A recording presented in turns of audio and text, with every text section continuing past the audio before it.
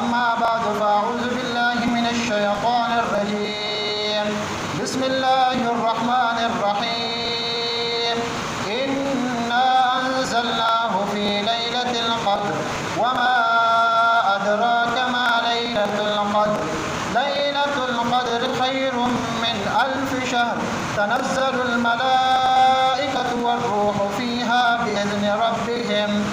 بإذن ربهم من كل أمر سلام هي حتى مطلع الفجر.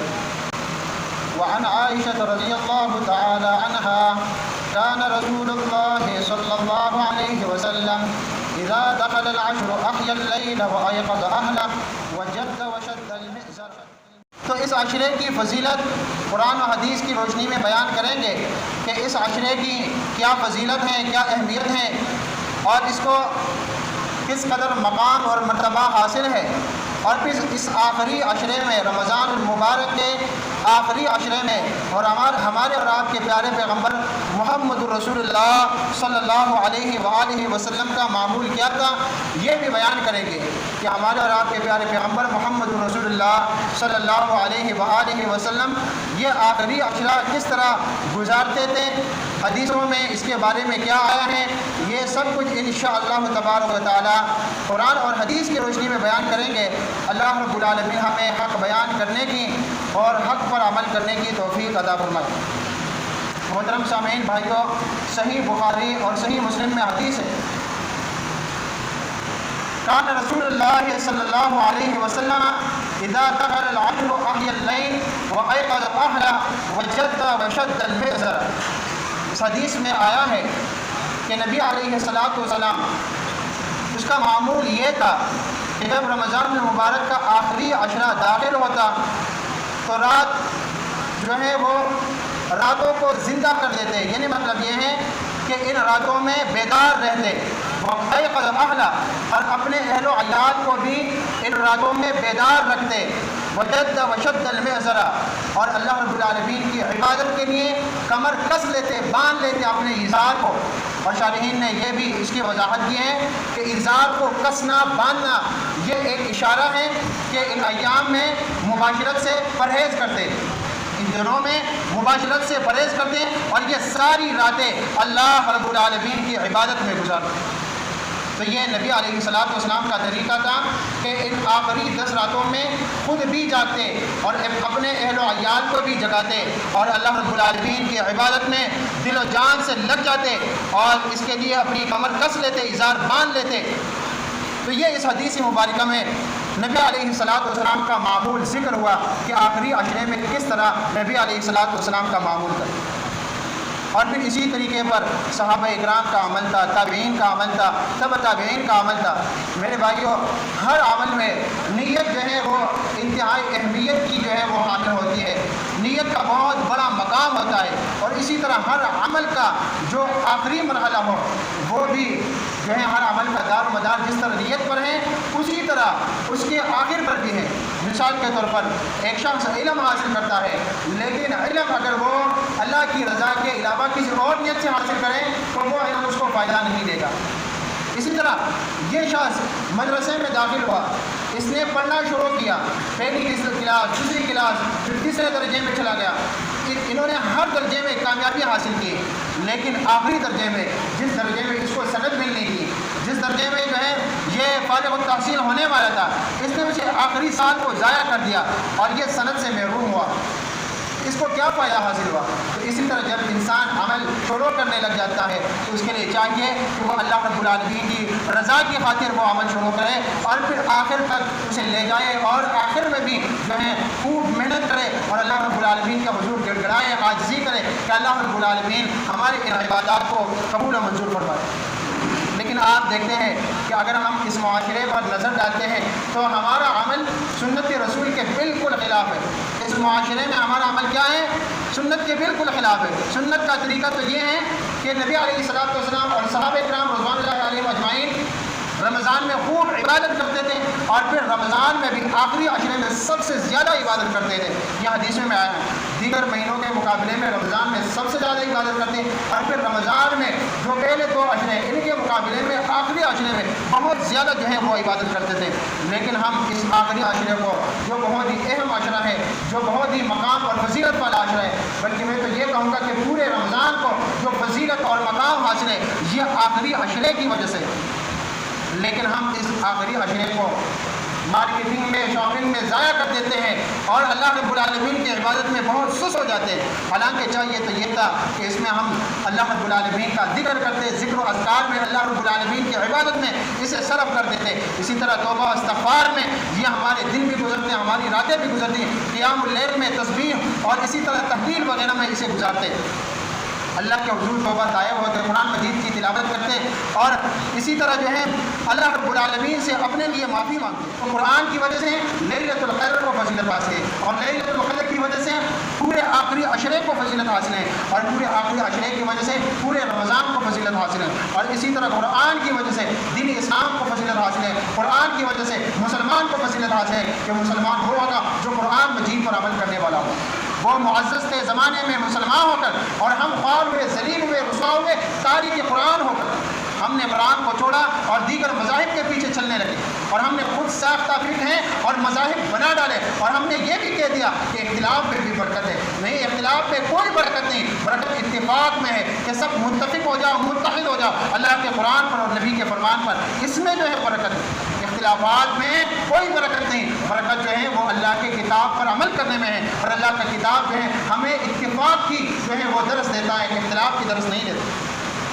سورۃ القدر میں اللہ رب العالمین نے فرمایا انا انزلناہ, یقیناً ہم نے نازل کیا ہے, ہم نے اتارا ہے اس قرآن مجید کو فی لیلۃ القدر, لیلۃ القدر کی رات. وما ادراک, اور آپ کیا جانیں, آپ کیا سمجھیں, ما لیلۃ القدر, کہ لیلۃ القدر کی عظمت کیا ہے, لیلۃ القدر کا مقام کیا ہے. فرمائے لیلۃ القدر خیر من الف شہر, کہ یہ لیلۃ القدر 1000 مہینوں سے افضل ہے.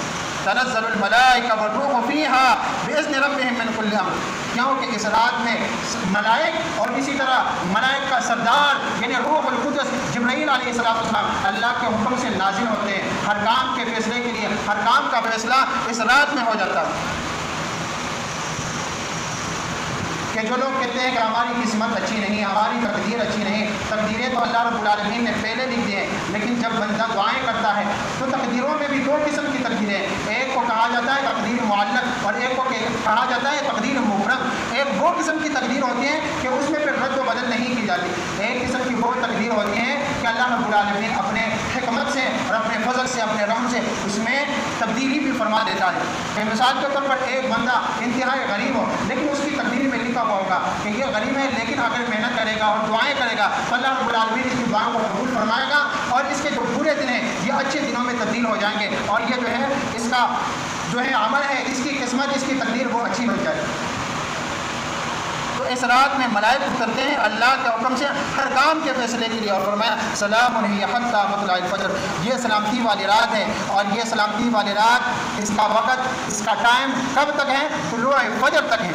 اور سورۃ الدخان میں اللہ رب العالمین نے فرمایا حامیم والکتاب المبین, حامیم یہ حروف مقطعات ہے, فرمایا مقطعات ہے, والکتاب المبین, اللہ نے فرمایا قسم ہے کتاب مبین کی, واضح کتاب کی اللہ رب العالمین نے قسم اٹھایا. فرمایا انا انزلناہ فی لیلۃ مبارکہ, کہ اس کتاب کو ہم نے مبارک رات میں اتارا ہے, اس قرآن کو ہم نے نازل کیا ہے بابرکت والی رات میں. انا کنا منذرین, کہ ہم خبردار کرنے والے. کس چیز سے خبردار کرنے والے؟ وہ خبرداری کس میں ہے, وہ اس کتاب میں ہے. اس کتاب میں کیا خبرداری ہے کہ اس راستے پر چلو گے تو کامیابی پاؤ گے, ادھر ادھر کے راستے پر جاؤ گے تو ناکامی اور رسوائی اور ذلت کا سامنا کرنا پڑے گا. تو فرمایا انا کنا منذرین, ہم خبردار کرنے والے, ہم آگاہ کرنے والے ہیں. اللہ نے ہمیں آگاہ کیا ہے قرآن کے ذریعے سے, اللہ نے ہمیں آگاہ کیا ہے اپنے پیغمبر محمد رسول اللہ صلی اللہ علیہ وسلم کے ذریعے سے. لیکن پھر بھی اگر ہم بے خبر بنے رہیں اور پھر بھی ہم اگر غفلت کی نیند سوئے رہیں اور ہم یہ کہیں کہ ہمیں پتہ نہیں کہ کس طرح ہمیں عمل کرنا چاہیے اور ہمیں کس طرح رہنمائی ملے گی, رہنمائی کے لیے اللہ نے کتاب نازل کی ہے. فرمایا فیہا یفرق کل امر حکیم, اس کتاب میں اور اس قدر والی رات میں ہر امر کا اور ہر حکم کا حکیمانہ فیصلہ ہو گیا ہے۔ امر من عندنا، یہ فیصلہ اللہ کی طرف سے ہوا۔ انا كنا مرسلین، کہ ہم بھیجنے والے تھے ایک رسول کو، اور وہ رسول محمد رسول اللہ جو خاتم النبیین ہے، جو رحمت للعالمین ہے، وہ اللہ رب العالمین نے بھیجا ہے۔ رحمتا من ربک، یہ تیرے رب کی طرف سے رحمت ہے۔ فرمایا انہ هو السمیع العلیم، اور وہ سب کچھ سننے والا اور سب کچھ جاننے والا ہے۔ تو میرے بھائیوں، سورۃ القدر کی ان آیات میں اور سورۃ الدخان کی ان ابتدائی آیات میں قرآن کی فضیلت بیان ہوئی، اور جس رات یہ قرآن نازل ہوا ہے اس رات کی فضیلت بھی بیان ہوا۔ اس رات میں جو شخص ایمان و احتساب کے ساتھ قیام کرتا ہے، جیسا کہ سیدنا ابو ہریرہ رضی اللہ تعالیٰ عنہ سے روایت ہے، وہ بیان کرتے ہیں کہ اللہ کے رسول صلی اللہ علیہ وسلم نے فرمایا من قام لیلۃ القدر ایمانا و احتسابا غفر له ما تقدم من ذنبه، صحیح بخاری اور مسلم، کہ جو لیلۃ القدر کی رات ایمان کے ساتھ اور ثواب کی نیت سے، اجر کی نیت سے، یہ امید رکھتے ہوئے کہ میرے خالق ہیں، مالک ہے، مجھے دیکھ رہا ہے، میں اس کے لیے قیام کر رہا ہوں، میں اس کے لیے جو ہے نماز تراویح کا، قیام اللیل کا اہتمام کر رہا ہوں، تو اجر کی امید رکھتے ہوئے ایمان کے ساتھ وہ قیام کرتا ہے، تو اس کے پچھلے تمام گناہ اللہ رب العالمین معاف فرما دیتا ہے۔ اور یہ لیلۃ القدر جو ہے یہ کون سی رات ہے؟ یہ آخری عشرے کی تاک راتوں میں 5 تاک راتیں ہیں، ان 5 تاک راتوں میں سے ایک رات ہوگی، جیسا کہ حدیث میں آیا ہے۔ ہمارے اور آپ کے پیاری ماں سیدہ عائشہ صدیقہ مطہرہ ام المؤمنین رضی اللہ عنہ فرماتی ہیں کہ ہمارے اور آپ کے پیارے پیغمبر محمد رسول اللہ صلی اللہ علیہ وسلم نے فرمایا تحروا، لوگوں تلاش کرو لیلۃ القدر فی الفطر من العشر الاواخر من رمضان، کہ رمضان کے آخری عشرے کی تاک راتوں میں تم جو ہے لیلۃ القدر تلاش کرو۔ تو کس طرح تلاش کرو؟ تلاش کس طرح کرو؟ اس میں عبادت کرو، اس میں قرآن مجید کی تلاوت کرو، اور اس میں معافی مانگو اپنے لیے اور اپنے مسلمان بھائیوں کے لیے، اور خود بھی اپنے دلوں میں جو ہے اپنے مسلمان بھائیوں کے لیے نرمی پیدا کرو، اپنے دلوں میں اپنے مسلمان بھائیوں کے لیے شفقت پیدا کرو، دلوں میں اگر بغض و حسد و کینہ ہو اسے نکال باہر کرو، کہ آپ اللہ سے معافی چاہتے ہیں اور اللہ تعالیٰ معافی پسند کرتا ہے، لیکن اگر آپ اپنے مسلمان بھائیوں کو معاف نہیں کرتے تو آپ کس زبان سے کہتے ہیں کہ یا اللہ تو معاف فرمانے والا ہے اور معافی کو پسند کرتا ہے؟ ایک شخص نے کہا تھا کہ مجھے کوئی ایسا نسخہ بتا دیجئے کہ اللہ تعالیٰ مجھے معاف فرما دے، ایسا نسخہ بتا دیجئے کہ اللہ مجھے معاف فرما دے، اللہ مجھے بخش دے، میرے گناہ معاف فرما دے۔ تو عالم نے کیا جواب دیا؟ کہا کہ آپ اپنے بھائیوں کو، آس پاس رشتہ داروں کو، جس سے بھی آپ کے دل میں ناراضگی ہو اور اس کے لیے بغض ہو، کینہ ہو، حسد ہو، اللہ کی رضا کے لیے وہ بغض اور حسد نکال دو، اپنے بھائیوں کو معاف کر دو، اللہ رب العالمین تمہیں معاف کر دو۔ مسلمان تو وہ ہوتا ہے جو اپنے لیے پسند کرتا ہے، وہ اپنے مسلمان بھائی کے لیے بھی پسند کرتا ہے۔ کرو مہربانی اہل زمین پر، اللہ مہربان ہوگا عرش بڑی پر۔ تو قدر کی رات فضیلت والی رات ہے اور معافی والی رات ہے، اور اس میں ہمارے لیے یہ بھی بہت بڑا اہم سبق ہے کہ ہم اس میں کیا کریں۔ جس طرح ہم اپنے گناہوں کی معافی اللہ رب العالمین سے مانگتے ہیں اور ہم چاہتے ہیں کہ اللہ رب العالمین ہمیں معاف فرمائے، اس طرح ہمیں چاہیے کہ ہم اپنے مسلمان بھائیوں کے لیے بھی معافی مانگیں، اور ہم اپنے دلوں میں بھی اگر کسی سے ناراضگی ہو اس ناراضگی کو جو ہے وہ دور فرمائیں۔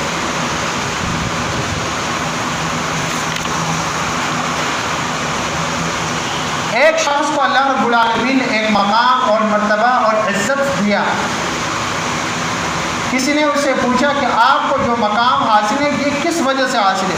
آپ کا کوئی خاص عمل ہے؟ وہ عمل ہمیں بتا دیجئے تاکہ ہم اس پر عمل کریں۔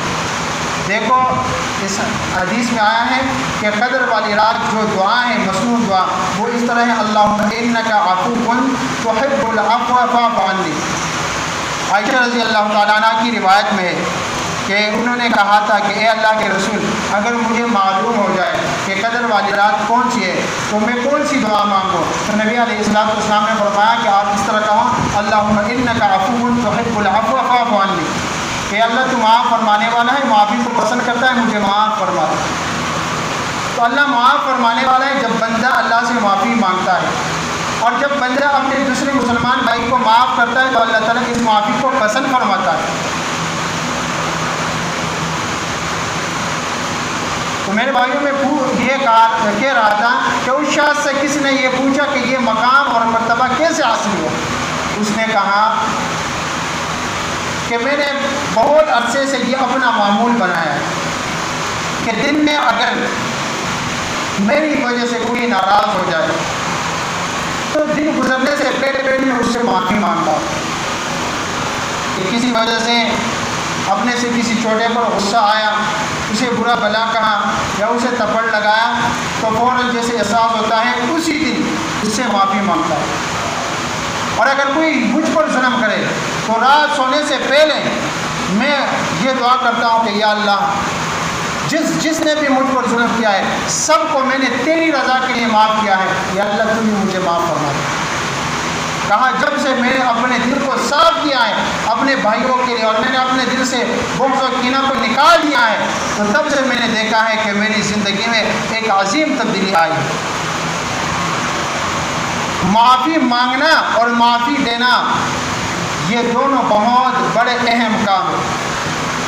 جو شخص معافی مانگتا ہے وہ بھی بڑا شخص ہے، وہ چھوٹا نہیں، اور جو شخص معافی دیتا ہے تو اس میں یہ ہمت ہو کہ کسی نے اسے معافی مانگی اور وہ کھلے دل سے کہتا ہے کہ جب میں نے اللہ کی رضا کے لیے تجھے معاف کر دیا، تو وہ بھی بہت بڑے مقام والا ہے، وہ بھی بہت بڑے مرتبے والا۔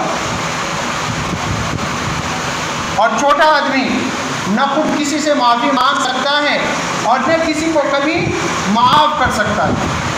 معمولی سی بات ہوگی پھر اس کے لیے دل میں بغض و حسد اور کینہ رکھے گا، اور وہ بغض و حسد کینہ پتہ نہیں کتنے عرصے تک اس کے دل میں رہے۔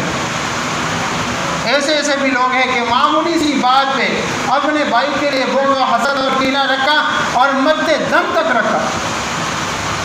تو میرے بھائیوں قدر کی رات جو ہے وہ معافی کی رات ہے۔ اس میں ہم اللہ رب العالمین سے دعا کرتے ہیں کہ یا اللہ تو معاف فرمانے والا ہے، معافی کو پسند کرتا ہے۔ کون سی معافی کو پسند فرماتا ہے؟ جب مسلمان ایک دوسرے مسلمان کو کھلے دل سے معاف کر دیتا ہے۔ تو یا اللہ تو بھی ہمیں معاف فرما دے۔ اللہ رب العالمین سے دعا ہے کہ اللہ رب العالمین ہمیں عمل کرنے کی توفیق عطا فرمائے۔ جو کچھ ہم نے سنا اور سنایا وہ اللہ رب العالمین اپنے دربار عالیہ میں قبول و منظور فرمائے۔ آمین وآخر دعوانا الحمدللہ۔